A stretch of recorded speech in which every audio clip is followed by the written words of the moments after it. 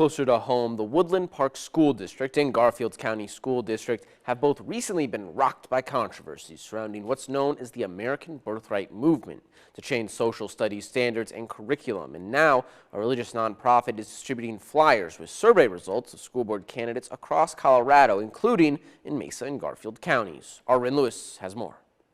Garfield County School Board held a vote Wednesday, October 25th to decide whether to implement something called the American Birthright Standard for social studies curriculum.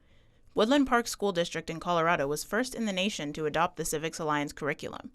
The curriculum, rejected by the State Board of Education and National Council for Social Studies, along with a gag order on teachers and non-renewals of grant funds for mental health, led to multiple lawsuits and 40% of staff quitting by the end of 2022. The American Birthright Standard is a teaching system based on Christian values.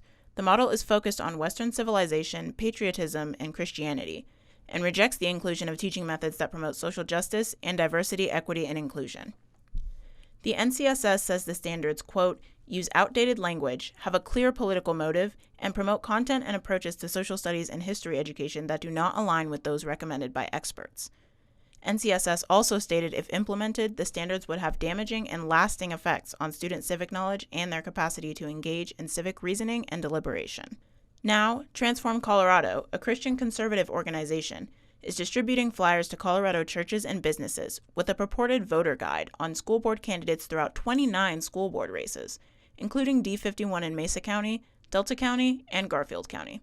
The flyers pose several survey questions and candidate answers, including ones on sex education, social studies and history, and, quote, transgenderism. Jessica Hearns, District A candidate, tells me she wasn't sure about answering the survey.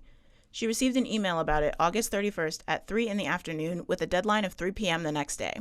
Coupled with, kind of the timing that I had it, I couldn't figure out if this was a real group or not. And then the questions themselves, just felt like if I responded agree, it was misleading, or if I responded disagree, it was misleading. And I had chosen to just not even acknowledge it. Cindy Scala, also for District A, tells me she also received the questionnaire with little time to complete it.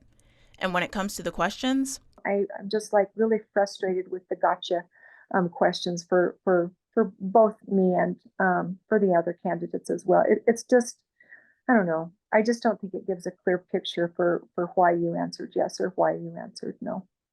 Hearns also told me the questions they received did not have subject titles attached like the flyers do. I tried reaching out to one of 6 founders of the Truth and Liberty Coalition backing Transform Colorado, but did not hear back. Reporting on the Western Slope, I'm Ren Lewis.